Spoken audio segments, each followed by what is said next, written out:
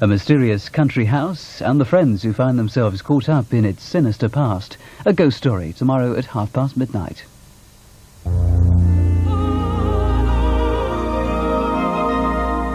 Hello, I'm Rose. She's young. She's sweet. You don't know how it hurts to have a broken heart. She's a woman. Mr. Right is out there somewhere, and I'm gonna find him. Laura Dern is Rambling Rose. Friday at 9 on bbc2.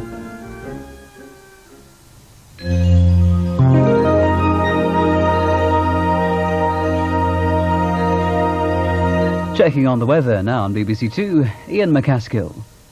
Hello, welcome to our weather view. Very unsettled 24 hours for the British Isles. Wind and heavy rain at times tonight and tomorrow in Wales, Western England and southwest Scotland. There could well be localised flooding in places. Do listen out for the road and traffic reports.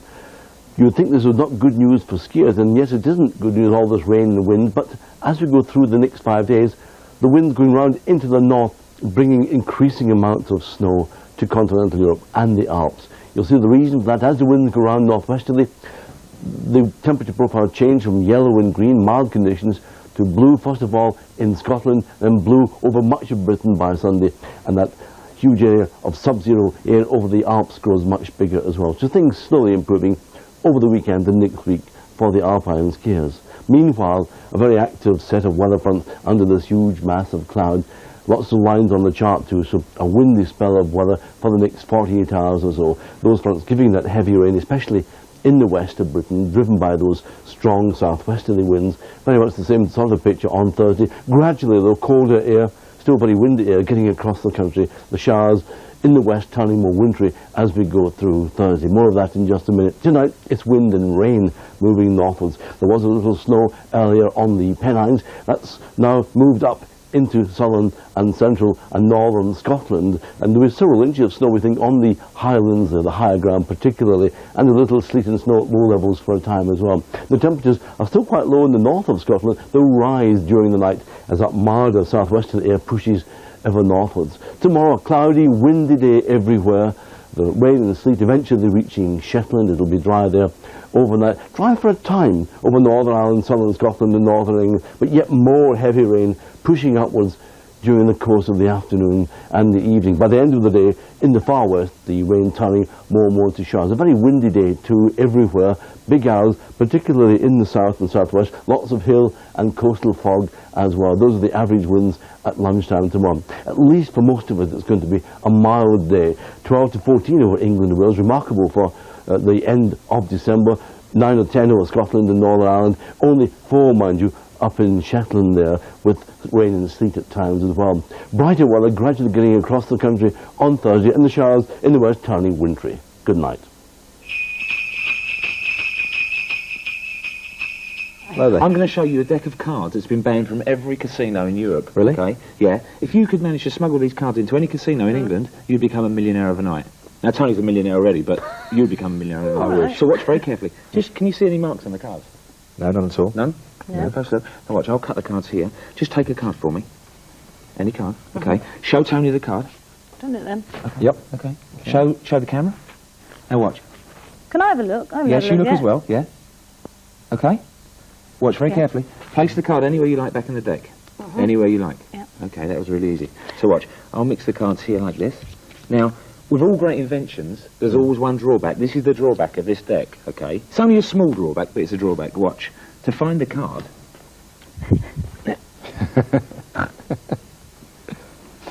This is precious thing on television.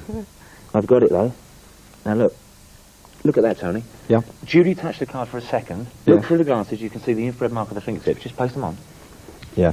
Just here. Can you see? Just get in the right light for me. In the right light. Here. Oh, yeah. Up. No, look. The right light, see? Yeah. Can't see. Now, see, sometimes the light, reflects, Tony. See, look, see? Can you see? Watch. People say to me, what happens if you miss with the glasses? You must have one card. But the facts are that if you look at the cards, you can see there's only 1/6 of hearts in the deck. See, the rest are completely blank. No. Oh, thank you. Well done. How'd you do it?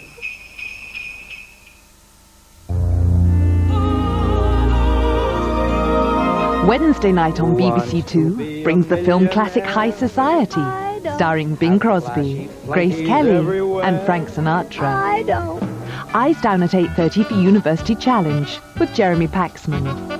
And at 9, Grace's little darling is playing house. You drink too much. I'm sorry. No, you don't say I'm sorry. You say, shut up, woman. At 9:25, Kevin Costner stars in the Oscar-winning JFK. Boss, the president's been shot. Oh, no.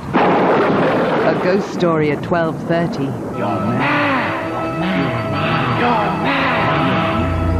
Wednesday night from 6:45 on BBC2.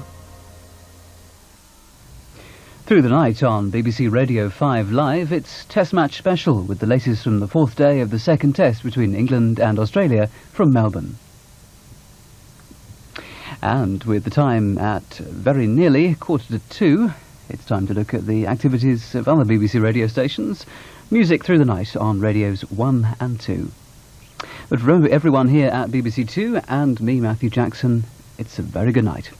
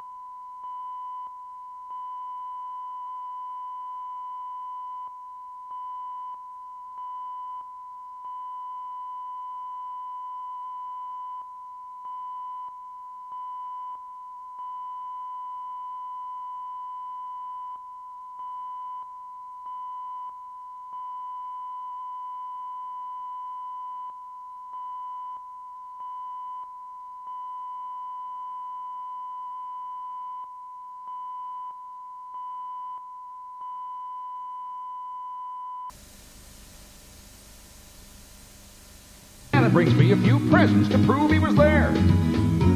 I got a yellow silk scarf and a Cadillac, the keys to Graceland, and the year before that I got an old hound dog and a real nice teddy bear. Well, bless my soul and a bebop baby, I was all shook up and I don't mean maybe. I couldn't believe in my eyes, let alone my ears. He was just sitting there, plain as day, just as big as life, and I'm pleased to say Elvis is alive and well, and playing Santa Sears. Well, bless my soul and bebop baby, I was all shook up and don't mean maybe. I couldn't believe in my eyes, let alone my ears. He was just sitting there, plain as day, just as big as life, and I'm pleased to say Elvis is alive and well, and playing Santa Sears. Well, bless my soul and bebop baby, I was all shook up and adored me maybe. I couldn't believe my eyes, let alone my ears. Elvis is alive and well, and with that bit of fun, I'm off down the Strand to look at the Christmas tree in Trafalgar Square, thanks to our friends in Norway. The songs have said it all, but let me say it as well. Have a wonderful time, and I'll be back in a week with producer Alan Roberts. I'm Wally White, and goodbye.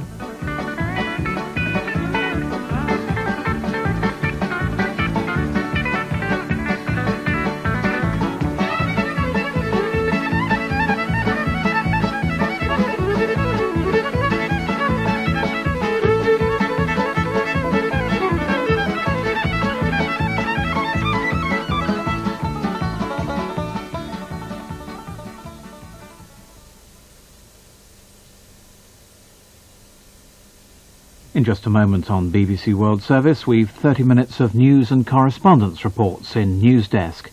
And at 02:30 we enter Andy Kershaw's World of Music. This is London.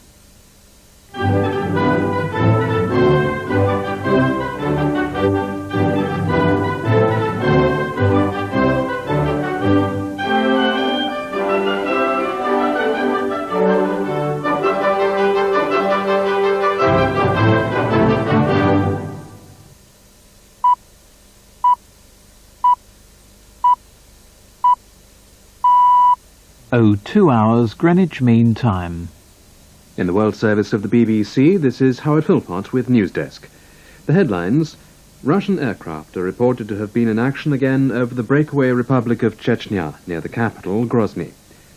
The French government has described the killing of 4 Roman Catholic priests in northern Algiers as an odious crime, and said it was deeply shocked. The United States is making a fresh attempt to secure the release of an American helicopter pilot captured in North Korea. In Rio de Janeiro, drug gangs have repelled Brazilian government troops trying to take control of a hillside shanty town. Also in the next half hour, the United Nations is preparing a new peace mission in Afghanistan, and the main contenders say they'll meet the UN envoy. In Bangladesh, the opposition is planning a further attempt to topple the government. Reports from Chechnya say that Russian aircraft have again been in action over the breakaway republic. The French news agency, AFP, said bombs had been dropped on the town of Yermolovka, 15 kilometers southwest of the capital, Grozny. Earlier, Chechen forces east of Grozny said they'd surrounded a Russian column trying to capture the town of Argun. In Moscow, President Yeltsin made a televised address to the nation, saying Chechnya had no right to withdraw from the Russian Federation. Andrew Harding reports from Moscow.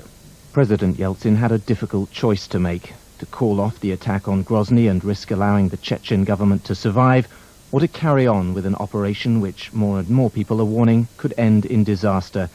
Not for the first time, Mr. Yeltsin chose confrontation rather than compromise. In a televised address broadcast to the nation, he dismissed the government of Djokhar Dudayev as illegal and said Chechnya was in a state of armed mayhem. Mr. Yeltsin justified his decision to send in troops, saying he'd done so to protect the stability and unity of Russia itself. In a speech peppered with images of Chechnya as a sanctuary for criminals, President Yeltsin devoted a significant amount of time to a direct and emotive appeal to the Russian army. Faced with growing opposition both from demoralized troops and mutinous generals, the Russian leader urged his forces to continue the operation to disarm what he called illegal formations.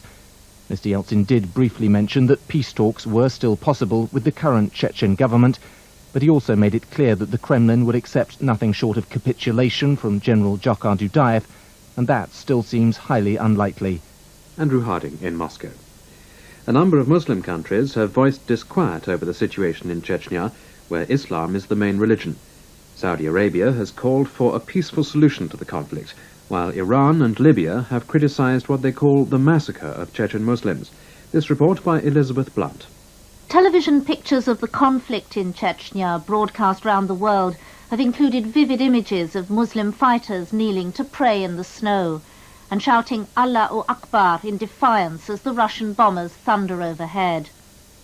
Muslims elsewhere, seeing them, have identified with the Chechen people, and Islamic countries are increasingly speaking out against the war. The statement from King Fahd of Saudi Arabia didn't apportion blame, simply calling for an end to the fighting and the adoption of peaceful means to resolve the crisis. But Iran and Libya, after a telephone conversation between President Rafsanjani and the Libyan leader Muammar Gaddafi, came out with a statement deploring what they called the massacres to which Muslims in Chechnya were being subjected. They are calling for Muslim countries, through the Organization of the Islamic Conference, to put pressure on Russia to end the war. The Libyan news agency talked of a possible rift in relations between Russia and Muslim nations, and said that Colonel Gaddafi had also been in contact with the presidents of Turkey, Pakistan and Bangladesh. President Yeltsin, in his speech to the nation, made a point of saying that Russia was not an enemy to Muslims. He accused the Chechen leadership of playing on religious feelings to drag local people into the fighting, and he defended the right of Russia to use force against the rebel republic. Elizabeth Blunt. The French government has ordered a tightening of security measures to protect its citizens, following the killing of 4 Roman Catholic priests in northern Algeria. 3 of the priests were French and the other from Belgium. The killings came just 24 hours after French special forces stormed a passenger airliner hijacked by Algerian Muslim fundamentalists to Marseille. Jonathan Charles reports from Paris.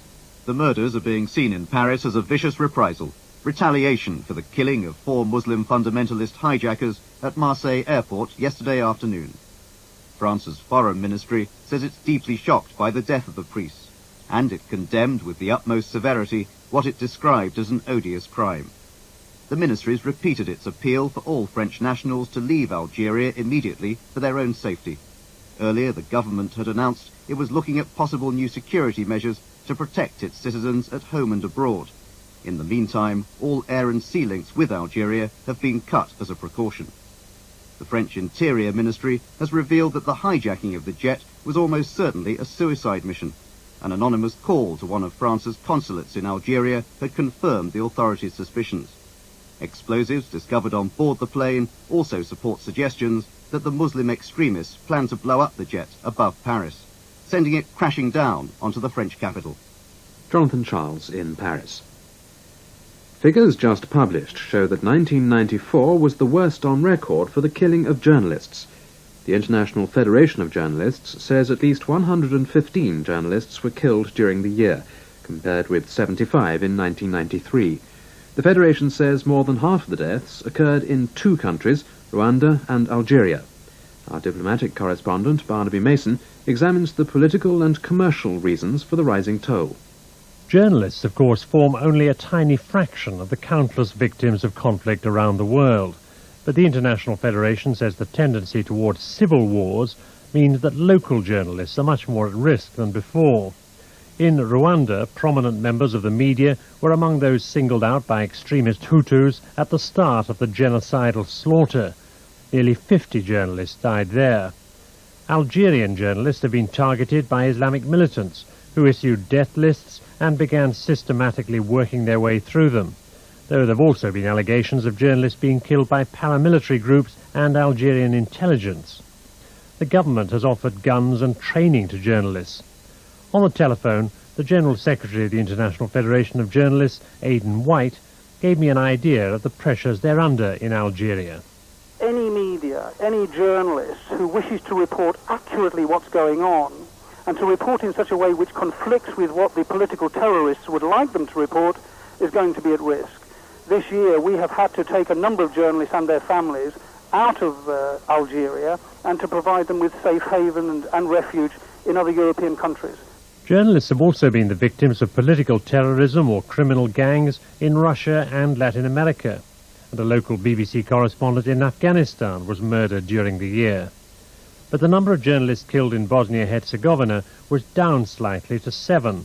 Fewer foreign journalists are working there, and those remaining know better what precautions to take.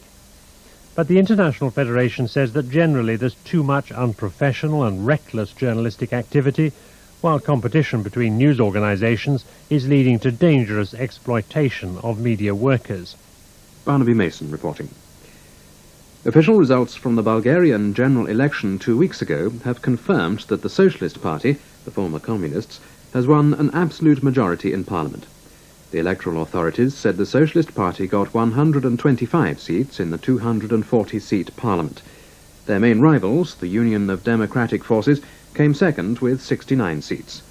The Bulgarian president, Zheliu Zhelev, said the Socialists had won the election in a convincing manner, and he urged them to form a government without looking for coalition partners. The Polish government has appealed against the decision by a local court to release from prison a former secret policeman convicted for the murder in 1984 of the priest Jerzy Popiełuszko. The man, Grzegorz Piotrowski, was sentenced to 25 years in jail for the abduction, torture and murder of Father Popiełuszko, a well-known activist against the communist authorities in Poland. But Piotrowski has served only a third of that sentence.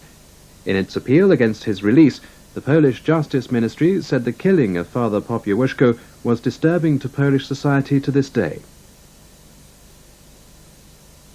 President Scalfaro of Italy has begun talks with political leaders in Rome in an attempt to find a new prime minister, following the resignation of Silvio Berlusconi in the face of a no-confidence vote last week.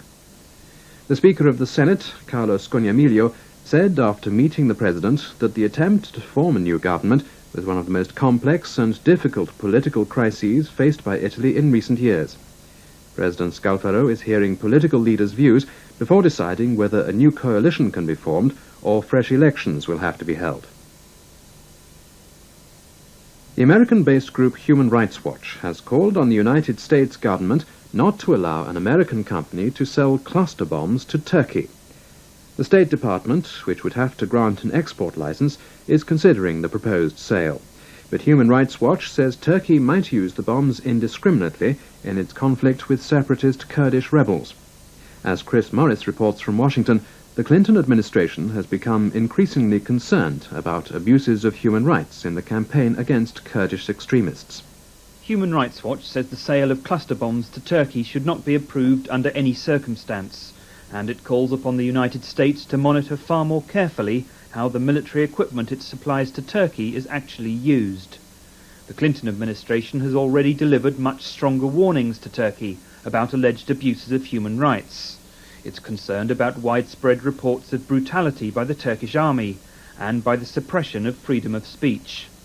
Senior administration officials were dismayed by the long prison sentences handed out earlier this month to 8 former members of the Turkish parliament who were found guilty of supporting Kurdish separatists. Washington agrees that the threat from Kurdish extremists is a very real one, but it says Turkey should fight terrorism in ways which protect human rights and minimize civilian casualties. Turkey is currently the 3rd largest recipient of US military aid in the world, but dissatisfaction with its human rights record means the US Congress may well withhold some of that money next year. The Clinton administration doesn't want to undermine its relations with Turkey, which is an important NATO ally and which plays an essential role in maintaining United Nations sanctions against its neighbour Iraq. But groups such as Human Rights Watch argue that the scale and nature of American military supplies to Turkey makes the United States complicit in human rights abuses. And Washington is now warning the Turkish government that it must clean up its act. Chris Morris in Washington. A senior United States diplomat is travelling to North Korea today to seek the release of a captured American Army helicopter pilot. The diplomat, Tom Hubbard, arrived in South Korea late last night. He's going to Pyongyang at the invitation of the North Koreans. Correspondents say that North Korea may be looking for political concessions from the United States, though if the pilot is not released soon, demands will grow in Congress for much tougher action. The North Korean authorities have published photographs of the captured pilot and the wreckage of his helicopter, which came down more than a week ago. They've repeated their claim that the helicopter was on a spying mission, something the Americans strongly deny. It's just approaching 2:13 Greenwich Mean Time. You're listening to News Desk in the World Service of the BBC. The main headline again. Russian aircraft have again been reported in action over the breakaway Republic of Chechnya. The French news agency, AFP, said the town of Yermolovka, 15 kilometers southwest of the capital, Grozny, had been bombed. In a national televised address, President Yeltsin said Chechnya has no right to withdraw from Russia. Still to come in the program, there's been a further fall in the value of the Mexican peso. The United States, though, has expressed confidence in the state of the Mexican economy. The United Nations has begun fresh moves to try to end the fighting in Afghanistan. The UN's envoy to Afghanistan is expected in the region shortly, and both President Rabbani and the opposition coalition which is fighting to topple him say they're willing to have talks about the transfer of power. However, the two sides are putting different interpretations on how the talks should be arranged, and a permanent peace still looks a long way off. This report from one of our correspondents in the region, Daniel Lack. The United Nations peace envoy Mahmoud Mastiri is expected in Pakistan later this week, and officials say he will go to Afghanistan as soon as possible. Mr. Mastiri has been in his native Tunisia and in New York, where the United Nations General Assembly has approved proposals for peace drawn up after consultations with Afghan leaders over the past year.